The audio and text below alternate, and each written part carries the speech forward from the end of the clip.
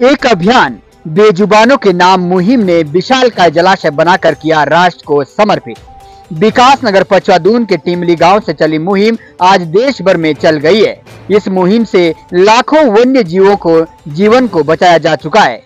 14 अगस्त 2005 को पूर्व राष्ट्रपति डॉक्टर एपीजे अब्दुल कलाम जी ने आसन वेटलैंड राष्ट्र को समर्पित किया था। तो वहीं एक अभियान बेजुबानों के नाम मुहिम के सदस्यों के द्वारा भी एक विशालकाय जलाशय बनाकर राष्ट्र को समर्पित किया गया है, जो कि आसन वेटलैंड की तर्ज पर पशु पक्षियों वन्य प्राणियों के जीवन को बचाने का काम करेगा। इस जलाशय के बनने से 20 किलोमीटर के दायरे में रहने वाले वन्य प्राणियों पक्षियों को पीने का पानी आसानी से उपलब्ध होगा और कोई भी बेजुबान बिना पानी के दम नहीं तोड़ेगा। एक अभियान बेजुबानों के नाम मुहिम को लगभग 1 महीना हो गया है और लगातार इस मुहिम के जरिए वन्य प्राणियों को पानी की व्यवस्था उपलब्ध करवाई जा रही है। वहीं आज एक अभियान बेजुबानों के नाम मुहिम के मुख्य सदस्य व वरिष्ठ पत्रकार सतपाल धानिया जी के द्वारा विशाल भंडारे का भी आयोजन किया गया है। पचवादून विकास नगर से bureau report, DCP news Uttarakhand के लिए।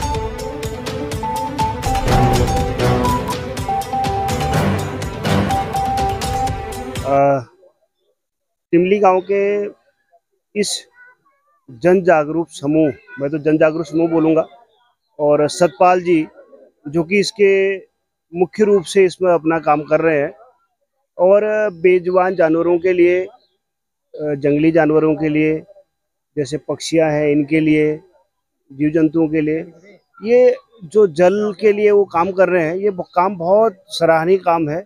और वास्तव में इस काम की जितनी सराहना की जाए उतनी कम है और एक बहुत बड़े अभियान यहाँ के युवाओं ने, ग्रामवासियों ने लिया है, बहुत बधाई के पात्र है। इसमें शासन स्तर पर तो कोई कार्रवाई करती नजर नहीं आ रही। देखिए, शासन स्तर भी बहुत सारे काम जो है नदी पोखरों को बचाने के लिए और जल जंगल जमीन जानवर जलवायु इस सब को बचाने के लिए बहुत सारे कार्यक्रम किए जा रहे हैं। लेकिन कोई कार्यक्रम तभी सफल होता है जब उसमें जन सहभागिता हो। नहीं तो सरकार तो योजनाएं लाती है, सरकार हर वर्ष कुछ न कुछ चीजें आती है। इस बार भी प्रदेश के मुख्यमंत्री श्री पुष्कर सिंह धामी जी द्वारा जलवायु के लेकर, पर्यावरण को लेकर, जल संरक्षण को लेकर कदम उठाए गए हैं। और उसमें अब तो मुझे ऐसा लगता है कि केवल सरकारी कार्यक्रमों के ही उससे नहीं, सरकार तो कार्य करेगी ही, करती ही है, और इसमें जन सहभागिता जब तक नहीं होगी तब तक कोई भी काम सफल नहीं होता है। जैसे ये काम आप देखिए, ये जन सहभागिता का काम है। सब लोग यहाँ पर इकट्ठा हुए हैं, इतने दूर से इस गांव में आके लोग इकट्ठा हुए हैं, और इस प्रकार के अगर जन सहभागिता के कार्यक्रम होंगे तो जरूर उस पर क्या कहते हैं आगे गति मिलेगी। और हम सब लोग, आप देख रहे हैं इस बार कितनी भीषण गर्मी हो रही है। इस भीषण गर्मी में हम सब लोग सोचने को विवश हैं कि भाई जब इतनी गर्मी हो रही तो जो अभी हम पेड़ की छाया में है, कम से कम ये पेड़ हमको छाया दे रहा है, तो यहाँ पर हमको गर्मी तो नहीं लग रही है। इसलिए हमको पौधारोपण जरूर करना पड़ेगा, वृक्षारोपण करना पड़ेगा, जमीन को प्रदूषित होने से बचाना पड़ेगा, जल को प्रदूषण होने से बचाना पड़ेगा, जानवरों की, जो जंगली जानवर है इनकी रक्षा के लिए इस प्रकार के कार्यक्रमों की मुहिम हमको चलानी पड़ेगी।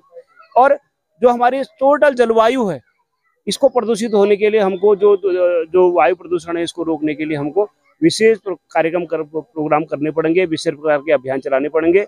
उसमें तो सबसे महत्वपूर्ण जो काम है वो पौधों का रोपण है। चाहे हमारे जीवन में कुछ मांगलिक काम हो, विवाह हो, जन्म दिवस हो, इस पर हमको जरूर पेड़ लगाने चाहिए।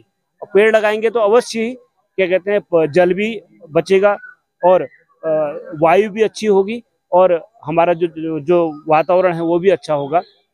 लेकिन सर, शासन स्तर से तो इस मामले पे कहीं भी कोई ठोस कार्रवाई नहीं, क्योंकि आए दिन माफिया जो जंगल साफ करने पर तुला हुआ है। देखिए, जो है, जो फॉरेस्ट क्षेत्र है, आपने जंगल क्षेत्र की बात कही, तो जंगल क्षेत्र में अभी मुझे ऐसा लगता है कि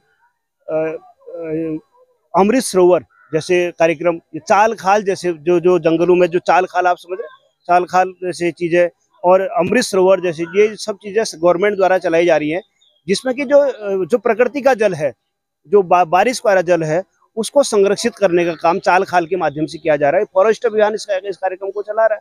और केंद्रीय स्तर पर जो मैंने बताया कि जो अमृत सरोवर है उसकी योजना चल रही है लगातार, और जगह पर तालाब बनाए जा रहे हैं।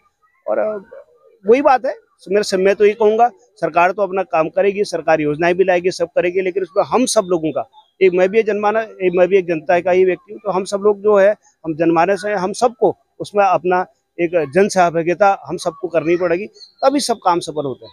आपका सुनना बेजुबानों के नाम जो आपने मुहिम शुरू की थी, राज्य सरकार से लेके केंद्र सरकार ने उसका संज्ञान लिया है और राज्य मंत्री खुद मुख्यमंत्री के ओएसडी यहाँ पहुँचे हैं।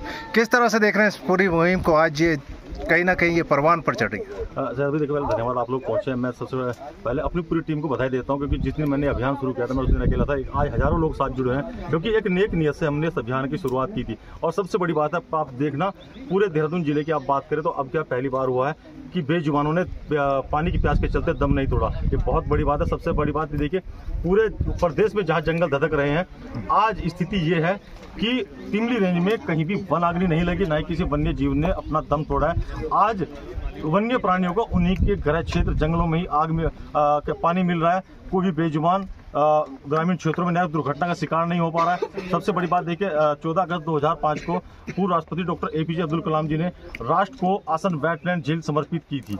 आज हम इस झील को राष्ट्र को समर्पित कर रहे हैं, जिससे कि भविष्य में कभी भी बेजुबानों को पानी का संकट नहीं झेलना पड़ेगा। आसानी से उन्हें पानी उपलब्ध होगा और कोई बेजुबान बिना पानी के दम नहीं तोड़ेगा। धन्यवाद।